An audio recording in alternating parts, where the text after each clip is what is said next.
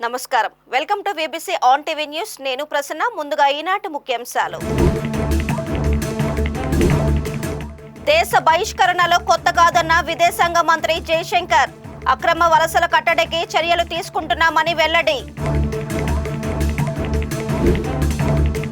Nominated పోస్టుల్లో బీసీలకు పెద్దపీట 34% పదవులు ఇవ్వాలని ఏపీ కేబినెట్ నిర్ణయం పాడేరు ఆసుపత్రిని సందర్శించిన ఎస్టీ కమిషన్ సేవల పట్ల సంతృప్తి మెరుగైన సేవలు అందించాలని సూచన అంతర్వేది బ్రహ్మోత్సవ ఏర్పాట్లను పరిశీలించిన ఐజీ 1000 మంది సిబ్బంది 140 సీసీ కెమెరాలతో భారీ బందోబస్తు అమెరికా ప్రభుత్వం అక్రమ వలసదారులను ప్రత్యేక విమానంలో భారత్కు తిప్పి పంపిన నేపథ్యంలో భారత విదేశాంగ మంత్రి ఎస్ జయశంకర్ రాజ్యసభలో ప్రకటన చేశారు. అక్రమ వలసదారుల తరలింపు అనేది కొత్తేమీ కాదని, చాలా ఏళ్ల నుంచి దేశ బహిష్కరణలు జరుగుతున్నాయని, 2009 నుంచి ఇలాంటివి చూస్తూనే ఉన్నామని వివరించారు. దేశ బహిష్కరణల సమయంలో కొందరు ప్రాణాలు కోల్పోవడం జరుగుతుందని చెప్పారు. అక్రమ వలసలను అరికట్టేందుకు భారత ప్రభుత్వం ప్రయత్నాలు చేస్తూనే ఉందని స్పష్టం చేశారు. మన దేశం వారినే కాక అన్ని దేశాల అక్రమ వలసదారులను అమెరికా వెనక్కి పంపిస్తుందని వెల్లడించారు. తమ దేశస్థులు చట్ట విరుద్ధంగా విదేశాల్లో ఉంటే వారిని స్వదేశాలకు రప్పించడం కేంద్ర ప్రభుత్వ బాధ్యత అని పేర్కొన్నారు. Honorable members would be aware that the process of deportation is not a new one. I repeat, not a new one, and has been ongoing for several years. I would like to share with the House details of deportation from the United States since 2009. Their numbers, years-wise, as available with our law enforcement authorities, is as follows. 2009, number of deportees 734. 2010, 799. 2011, 597. 2012, 530. 2013, 515. 2014, 591. 2015, 708. 2016, 1303. 2017, 1024. 2018, 1180. 2019, 2042. 2020, 1889. 2021, 805. 2022, 862. 2023, 617. 2024, 1368, 2025, 104. Sir, deportations by the US are organized and executed by the Immigration and Customs Enforcement ICE authorities. The standard operating procedure for deportation by aircraft used by ICE that is effective from 2012. I repeat, that is effective from 2012, provides for the use of restraints. However, we have been informed by ICE that women and children are not restrained. Further, the needs of deportees, including during transit, nominated పదవుల్లో బీసీలకు ఎక్కువ ప్రాధాన్యత ఇవ్వాలని Andhra Pradesh cabinet నిర్ణయించింది. ఈ మేరకు ముఖ్యమంత్రి చంద్రబాబు అధ్యక్షతన సచివాలయంలో జరిగిన సమావేశంలో ఈ నిర్ణయం తీసుకున్నారు. అలాగే వచ్చే బడ్జెట్ సమావేశాలు అమలు చేయనున్న పథకాలపై కూడా మంత్రి మండలి చర్చించింది. నామినేటెడ్ పదవుల అంశంపై చర్చ సందర్భంగా బీసీలకు 34% రిజర్వేషన్ ఇవ్వాలని నిర్ణయించి మంత్రులు ఆమోద ముద్ర వేశారు. దీంతో పాటు మరిన్ని కీలక నిర్ణయాలకు కూడా కేబినెట్ ఆమోదం లభించింది. రాష్ట్ర ST commission chairman doctor DVJ Shankar, commission సభ్యులు జంపరంగి లిల్లి, రామలక్ష్మి, శంకర్ నాయకులు అల్లూరు జిల్లా పాడేరు జిల్లా ఆసుపత్రిని సందర్శించారు. జిల్లా ఆసుపత్రిలో స్థానిక గిరిజనులకు అందుతున్న వైద్య సేవలపై ఆరా తీశారు. రాష్ట్ర ప్రభుత్వం సదరం రీవెరిఫికేషన్ చేస్తున్న తీరును పరిశీలించారు. ఈ సందర్భంగా ఎస్టీ కమిషన్ చైర్మన్ మాట్లాడుతూ ఆసుపత్రి పనితీరు పట్ల సంతృప్తి వ్యక్తం చేశారు. రోగులకు అవసరమైన సేవలు లభిస్తున్నాయని అన్నారు. గిరిజన ప్రాంతాల్లో మౌలిక సదుపాయాలను కల్పించాలని, అలాగే గిరిజన ప్రాంతాల వారికి పూర్తి స్థాయిలో వైద్య సదుపాయాలు అందుబాటులో ఉండాలని, దీనికి ప్రతి ఒక్కరూ కృషి చేయాలని ఆయన ఈ సందర్భంగా అన్నారు. పాడేరు విజిట్ పెట్టుకున్నాం. ఫస్ట్ యాక్చువల్గా ఇక్కడ వైద్యం, విద్య, ఉపాధి అన్ని పరిస్థితుల మీద ఒక సమయం సమగ్రంగా ఒక ఫీల్డ్ విజిట్ చేద్దామని అనుకున్నాం. అయితే ఈ కోర్టు వచ్చింది, ఎమ్మెల్సీ కోర్టు వచ్చిన కారణంగా నేను సర్ప్రైజ్ విజిట్సే పెట్టుకున్నాను. రివ్యూలు అవి పెట్టుకోలేకపోతున్నాను, ఆఫీసర్స్తో రివ్యూలు అవి పెట్టుకోలేకపోతున్నాను.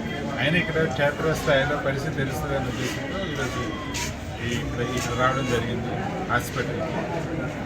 ఇక్కడ హాస్పిటల్లో పరిస్థితి చాలా బాగా నడుస్తున్నది, చాలా హ్యాపీగా ఉంది. ముఖ్యంగా పేద గిరిజన ప్రాంతానికి చాలా అవసరం ఇది. ప్రైమరీ కేర్ నుండి టెర్షరీ కేర్ వరకు ఇక్కడ సేవలు అందితే, వైద్య సేవలు అందితే గిరిజనుల బ్రతుకులు ఉపాధి కల్పన అంత మంచి జీవనశైలి మారే అవకాశం ఉంది.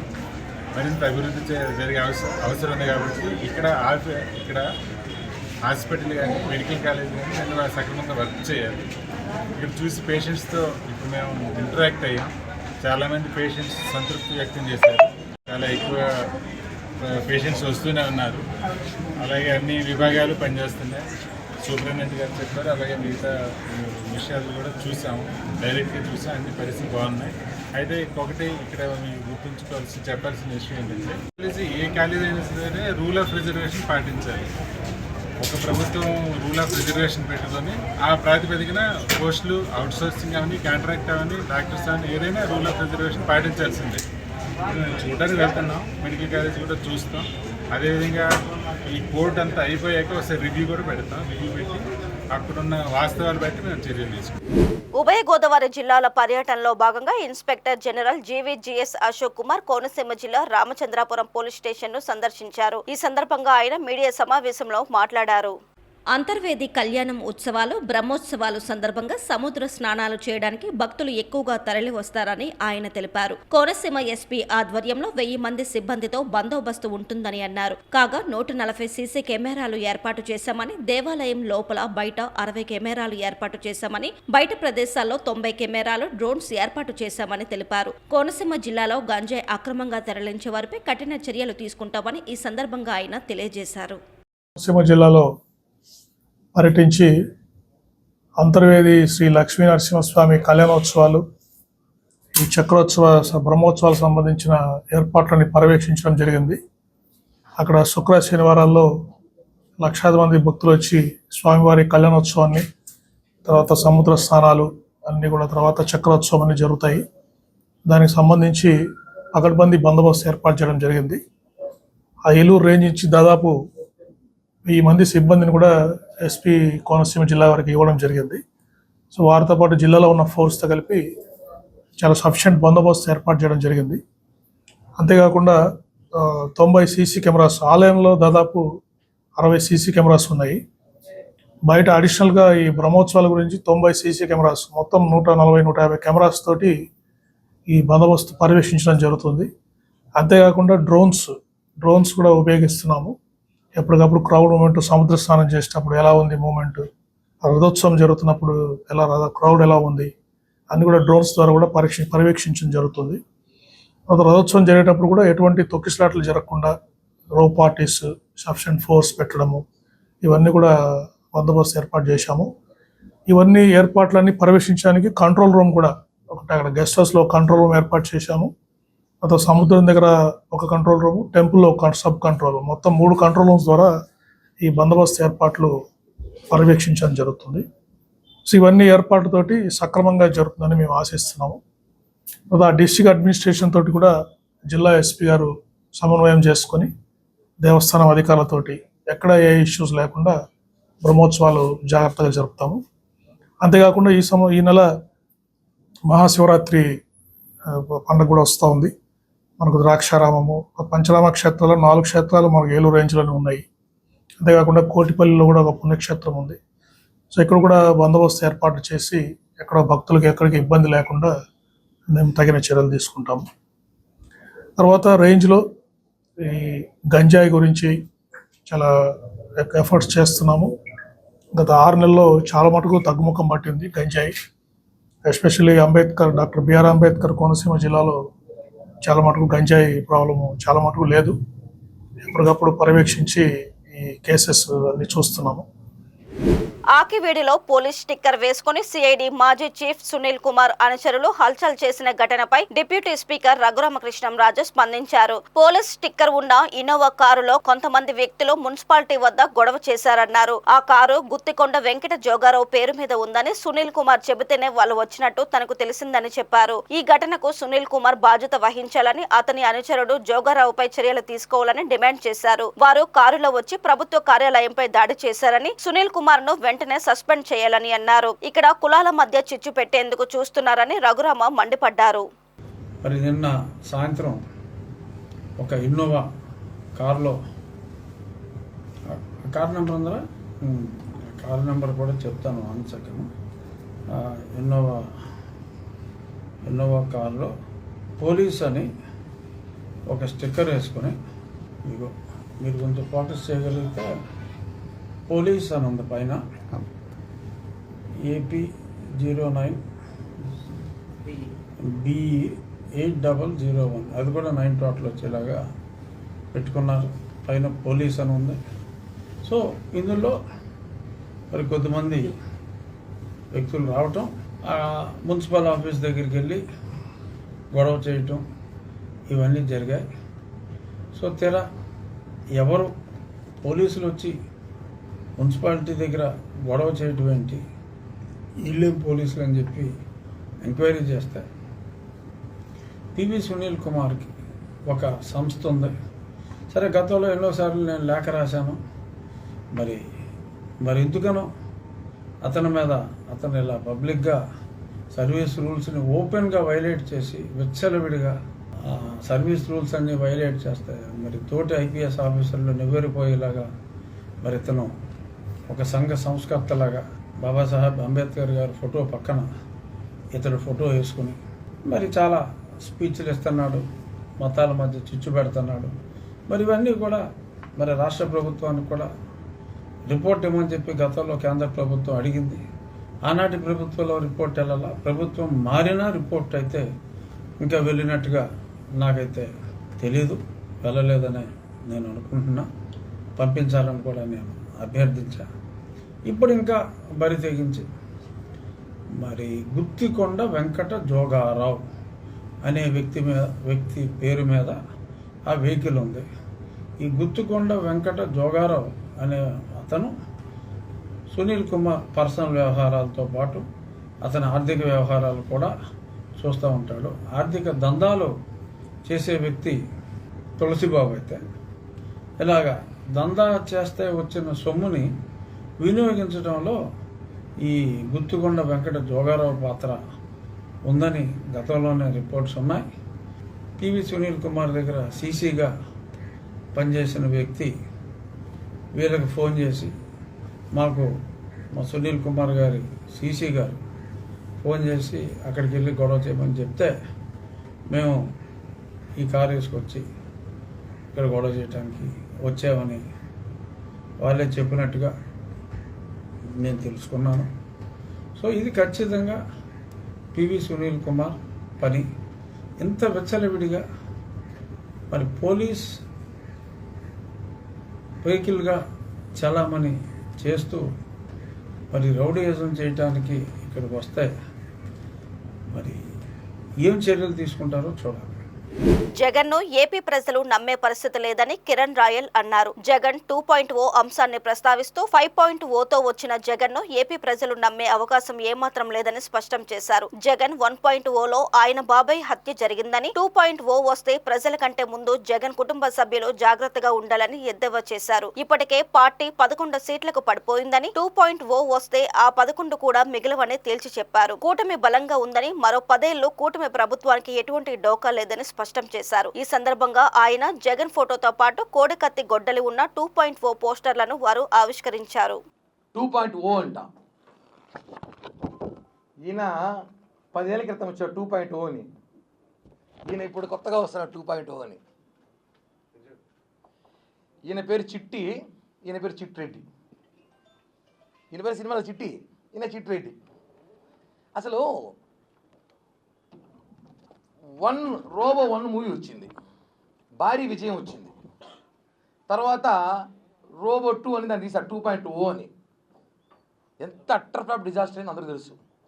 ఈయన కూడా 2019 ప్రజలు అభిమానించారు, ఓట్లు వేశారు. ఇప్పుడు మళ్ళీ 2.0తో వస్తాడంట. ఈయన 2.0తో కాదు 5.0తో వచ్చినా కూడా ఓటర్లు ఈయనకు ఓటేసే పరిస్థితులు లేరు.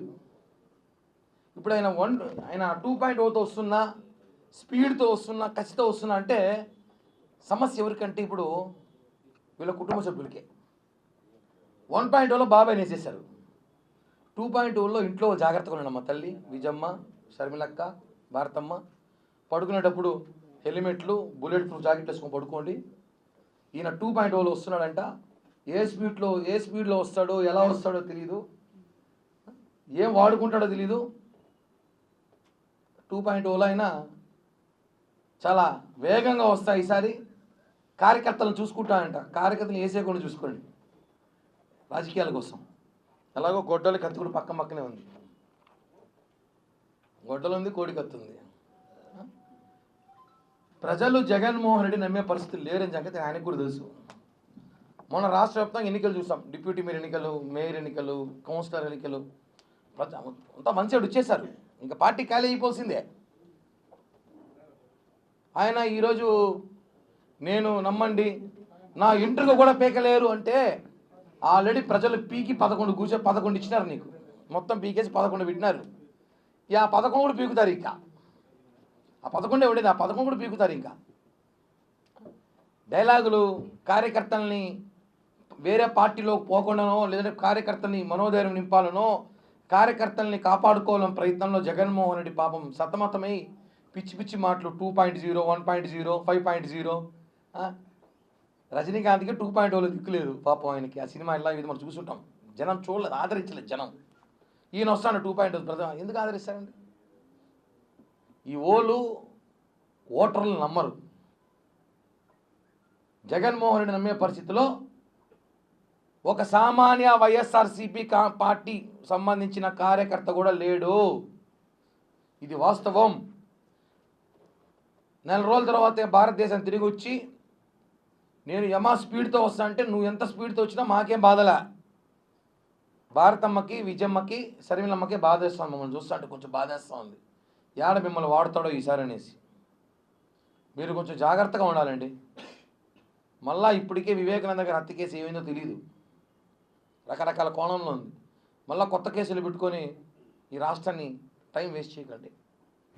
ఆంధ్రప్రదేశ్లో చోటు చేసుకుంటున్న రాజకీయ పరిణామాలపై మాజీ ముఖ్యమంత్రి వైసీపీ అధినేత వైఎస్ జగన్ సంచలన కామెంట్స్ చేశారు. వైసీపీ రాజ్యసభ సభ్యులు పార్టీని వీడడంపై స్పందిస్తూ జగన్ కీలక వ్యాఖ్యలు చేశారు. వైసీపీ నుంచి బయటకు వెళ్లే ప్రతి రాజ్యసభ సభ్యుడికి విశ్వసనీయత ఉండాలని, ప్రలోభాలకు లొంగిపోయి గాని, భయపడి రాజీ పడి గాని బయటకు పోతే విశ్వసనీయత సంగతేంటని ప్రశ్నించారు. రాజకీయాల్లో కష్టాలు ఉంటాయని, 5 ఏళ్లు కష్టపడితే టైం వస్తుందన్నారు. దేనికైనా విశ్వసనీయతే ముఖ్యమని పేర్కొంటూ ఇది విజయసాయి రెడ్డికైనా మిగతా వారికైనా వర్తిస్తుందని స్పష్టం చేశారు.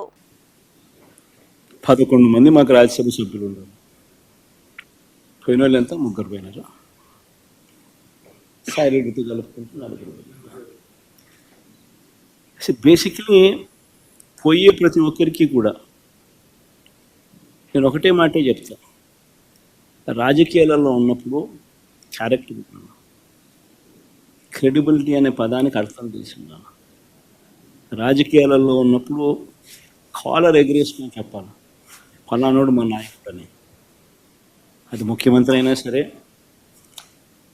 ఎమ్మెల్యే, ఎంపీ అలాంటి ఆయనైనా సరే, ఎమ్మెల్యే అయినా ఇలాంటి అయినా సరే, ఎవరి గురించి అయినా కానీ ఇట్లా గొప్పగా చెప్తాం. కానీ మనమంతటి మనమే ప్రలోభాలకు లొంగో, భయపడో, ఏదో కారణం చేత మనమంతటి మనమే మన వ్యక్తిత్వాన్ని, మన క్యారెక్టర్ని, మన క్రెడిబిలిటీని మనం బలంగా పెట్టి మనం కాంప్రమైజ్ అయ్యి అటువైపు మనం పోతే మన గౌరవం ఏంది, మన వాల్యూ ఏంది, మన క్యారెక్టర్ ఏంది, మన క్రెడిబిలిటీ ఏంది? ఇది ప్రతి ఒక్కరూ రాజకీయాల్లో ఉన్నప్పుడు ఆలోచన చేసుకోవాలి. ఈ కష్టం అనేది ఎల్లకాలం ఉండదు. డెమోక్రసీ అంటేనే 5 years. మ్యాక్సిమం నీకున్న కష్టకాలం 5 years. 5 years, if you can just hold on, then your time will come. One should always have the patience, always have the character and credibility within ourselves to stand up. అది సాయిరెడ్డికైనా అంతే, పోయిన 3 ఎంపీలకైనా అంతే. ఒకవేళ నువ్వు చెప్తా అన్నట్టు ఇంకో ఒకడో అరో ఇంకా పోయే కార్యక్రమం జరిగితే వాళ్ళకైనా ఇంతే. ఒకటి చెప్తా ఉన్నా, వైఎస్ఆర్సీపీ ఈరోజు ఉంది అని అంటే అది వీళ్ళందరి వల్ల లేదు. వైఎస్ఆర్సీపీ ఈరోజు ఉంది అని అంటే దేవుడి దయ, ప్రజల ఆశీస్సుల వల్ల వైఎస్ఆర్సీపీ ఈరోజు ఉంది. ఒక లీడర్గా మనం ప్రవర్తించే తీరు తలెత్తుకునే విధంగా ఉండేట్టుగా ఎప్పటికీ ఉంటే ప్రజలు ఎప్పుడూ ఆశీర్వదిస్తారు. 8,000 మీటర్ల కంటే ఎక్కువ ఎత్తున్న అన్ని పర్వతాలకు ఒంటరిగా యాత్ర చేయడాన్ని నేపాల్ ప్రభుత్వం నిషేధించింది. ఈ మేరకు పర్వత ఆరోహణ నిబంధనలు సవరిస్తూ గెజెట్ విడుదల చేసింది. కొత్త నిబంధనల ప్రకారం పర్వత ఆరోహణ బృందంలోని ప్రతి 2 సభ్యులతో పాటు కనీసం ఒక కార్మికుడు, మౌంటైన్ గైడ్ తప్పక ఉండాలని నిబంధనల్లో పేర్కొంది. ఈ నియమం ఎవరెస్ట్ శిఖరంతో సహా 8,000 మీటర్ల కంటే ఎక్కువ ఎత్తులో ఉన్న అన్ని పర్వతాలకు వర్తిస్తుందని స్పష్టం చేసింది. ఒంటరిగా వెళుతూ తప్పిపోయిన పర్వతారోహకులను వెతకడం, రెస్క్యూ ఆపరేషన్లు నిర్వహించడం మొదలైన వాటికి అయ్యే ఖర్చు దేశ ఆర్థిక వ్యవస్థకు భారం కావడంతో నేపాల్ ఈ నిర్ణయం తీసుకున్నట్టు తెలుస్తుంది. అమెరికాలో అక్రమంగా నివసిస్తున్న భారతీయులను వెనక్కి పంపడంపై ప్రజాశాంతి పార్టీ అధ్యక్షుడు కేఏ పాల్ తనదైన శైలిలో స్పందించారు. ప్రధాని మోదీ, విదేశీ వ్యవహారాల శాఖ మంత్రులు ఏం చేస్తున్నారంటూ ప్రశ్నించడంతో పాటు ఏకంగా ట్రంప్ కి వార్నింగ్ ఇచ్చేశారు. అంతటితో ఆగకుండా ట్రంప్ తన మిత్రుడని, చైనాతో పోరాటానికి అమెరికాకు సహకారం మనకు అవసరమని చెప్పుకొచ్చారు. అమెరికాలో ఇంత జరుగుతుంటే మన ఎంపీలు ఏం చేస్తున్నారని ప్రశ్నించారు. అమెరికాలోని ఇబ్బందులో ఉన్న భారతీయులు కేఏ పాల్ వెబ్సైట్ ను సంప్రదించాలని సూచించారు. అక్కడ వీసా ఓవర్ స్టే అయిపోయింది, వీసా ఎక్స్పైర్ అయిపోయింది, మేమేమి చేయాలని కన్ఫ్యూజన్లో ఉన్నోళ్ళు మీరు అమెరికా వదలకండి, అక్కడే ఉండండి. 3, మీకు ఇల్లీగల్గా మీరు ఇల్లీగల్ అయినప్పటికీ అమెరికాలో మీకు పిల్లలు పుడితే మీరు లీగలే, మీ పిల్లలు సిటిజన్సే, వాళ్ళని పంపడానికి లేదు, అది పెట్టండి. 4, ఇప్పుడు నేను ఇంగ్లీష్లో మాట్లాడిని అమెరికన్ సెనేటర్స్కి నేను పంపిస్తున్నాను, అందుకే అది మాట్లాడాను. అక్కడ senate chairman majority leader John Thune 2002లో నా గ్లోబల్ పీస్ కోఆర్డినేటర్, చాలా మంచి ఆయనే మోస్ట్ పవర్ఫుల్. ఆయనకి కూడా మీరు వీడియోలు పంపండి. నేను త్వరలో వాషింగ్టన్ డీసీ, వీలైతే నెక్స్ట్ వీక్లోనే వచ్చే అవకాశాలు ఉన్నాయి. ఇంకా మీరు చేయవలసినవి ప్రశ్నలు అడగండి. మీడియా మిత్రులు మాత్రం నేను తిట్టినా ఓనర్స్ మీకు దీవెనే. మెగా కృష్ణరెడ్డి మారకూడదా? తప్పే ఉంది. రామేశ్వరం మారకూడదా? కొంతమంది ఇండియన్స్ను మనం తీసుకొద్దాం, దేవుడు మిమ్మల్ని క్షమిస్తాడు, నేను మిమ్మల్ని క్షమిస్తాను, కలిసి పనిచేద్దాం. అయ్యో, అమెరికాలో నాకున్న టీమ్స్ ట్రంప్కే లేవు. నాకున్న ఫాలోయింగ్ ట్రంప్కి ఎంతమంది ఫాలోయింగ్? 40% రిపబ్లికన్స్, నాకు 90% ఫాలోయింగ్ డెమోక్రాట్స్, రిపబ్లికన్స్, ఇండిపెండెంట్స్. ఇప్పుడు నేను చూడాలి, ఈరోజే కదా వెబ్సైట్ క్రియేట్ చేసాం రాత్రి ఎర్లీ మార్నింగ్. ఇప్పుడు ఎంతమంది చేస్తారు అన్నది 72 అవర్స్లో నేను మరలా మీకు అనౌన్స్మెంట్ చేస్తాను మీడియా ద్వారా. ఇప్పటికైతే నేను అడిగిన తర్వాత 96 లక్షల మంది వాట్సాప్ గ్రూపుల్లో చేరారు ఇండియన్స్. ఇది ఇండియన్స్ కొరకు కాదు ఈ వెబ్సైట్. ఇండియన్స్ అమెరికాలో ఉండి 54 లక్షల మంది బాధపడుతున్నోళ్ళు నాతో చేతులు కలుపుదాం అన్నవారు, నా మద్దతు కావాలి అన్నవారు, నా సపోర్ట్ కావాలి వారు కమ్మాస్ అవ్వచ్చు, రెడ్డిస్ అవ్వచ్చు, వెలమాస్ అవ్వచ్చు, దొరలు అవ్వచ్చు, దొంగలు అవ్వచ్చు, ఇల్లీగల్ అవ్వచ్చు, క్రిమినల్స్ అవ్వచ్చు, రేపిస్టులు అవ్వచ్చు, టెర్రరిస్టులు అవ్వచ్చు, ఏం చేసినా దేవుడు మిమ్మల్ని క్షమిస్తాడు. మీకు నేను లీగల్ సొల్యూషన్ ఇస్తాను. మీరు మరలా అక్కడ ఇమిగ్రేషన్లో ఎలాగా మీరు ఇమిగ్రెంట్స్ అవ్వాలో నేను చేపిస్తా. నిన్నే రాత్రే లారీ క్లైమన్ కాల్ చేశాడు. అందుకని పెద్ద లాయర్ ఎవరు? ఎలన్ డోర్స్విచ్, లారీ క్లైమన్, టామ్ గేరింగ్, వీళ్ళందరూ నా మిత్రులు, శిష్యులు. నేను రోజు మాట్లాడుతున్నాను వాళ్ళతో. ఏమని? డిస్ట్రిక్ట్ కోర్టులో ఎక్కడ, ఫెడరల్ కోర్టులో ఎవరు ఫైల్ చేయాలి, సుప్రీం కోర్టులో ఎప్పుడు ఫైల్ చేయాలి, 30 రోజులు దాటకముందే ఫిబ్రవరి 20 లోపునే నేను అమెరికా వెళ్ళి ఈ లోపల అన్నీ మేము ఫైల్ చేస్తున్నాం, ప్రిపేర్ చేస్తున్నాం, నోటీసులు ఇవ్వాలి. ముందు ట్రంప్కి లెటర్ రాశారు, మీకు పంపించారు మీడియాను. ఎవరైనా వేసారా? కేఏ పాల్దైతే వేయరు. నారా లోకేష్ తుమ్మాడు, జగన్ చెయ్యి ఊపాడు, ఇలాగ అన్నాడు, భరత్ ఎవరినో కలిశాడు, స్టీల్ మినిస్టర్ ఇక్కడికి వచ్చాడు.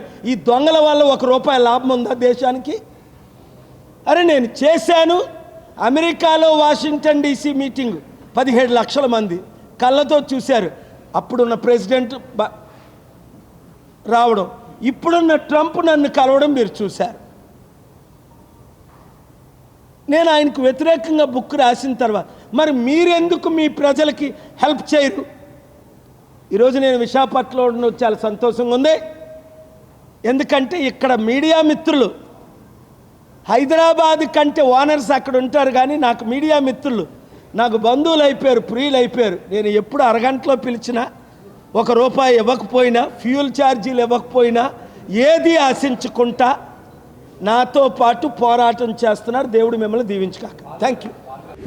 విద్యార్థిని పట్ల అసభ్యకరంగా ప్రవర్తించిన ఓ కీచక టీచర్ను స్తంభానికి కట్టి దేహశుద్ధి చేసిన ఘటన అనకాపల్లి జిల్లాలో జరిగింది. బుచ్చయ్యపేట మండలం వద్దాడి గ్రామంలో ఓ ప్రైవేటు పాఠశాలలో చదువుతున్న బాలిక పట్ల అదే స్కూల్లో పనిచేస్తున్న ప్రసాద్ అనే టీచర్ అసభ్యకరంగా ప్రవర్తించాడు. స్కూల్ విడిచిపెట్టిన తరువాత ఎక్స్ట్రా క్లాస్ లో మార్కులు తక్కువగా వచ్చాయని చెప్పి పేపర్ చెక్ చేయమని అడగడంతో ఒక గదిలోకి రమ్మని తన ఒంటి మీద చెయ్యి వేశాడని ఆ బాలిక చెప్పినట్టు ఆమె బంధువులు తెలిపారు. బాలిక ఏడవడంతో వంట మనిషి చూసి స్కూల్ యాజమాన్యానికి చెప్పడంతో విషయం వెలుగులోకి వచ్చింది. దీంతో బాలిక బంధువులు స్కూల్ కి వచ్చి ప్రసాద్ ను ఇనుప స్తంభానికి కట్టివేసి దేహశుద్ధి చేశారు. అనంతరం పోలీసులకు అప్పగించారు. కాగా ప్రసాద్ గత 14 సంవత్సరాలుగా ఇదే పాఠశాలలో ఉపాధ్యాయుడుగా పనిచేస్తున్నాడు.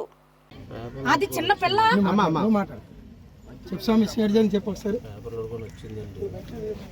పేపర్ మార్కులు ఏం బాగండి, పేపర్లు ఇచ్చి తర్వాత ఇస్తానండి అండి.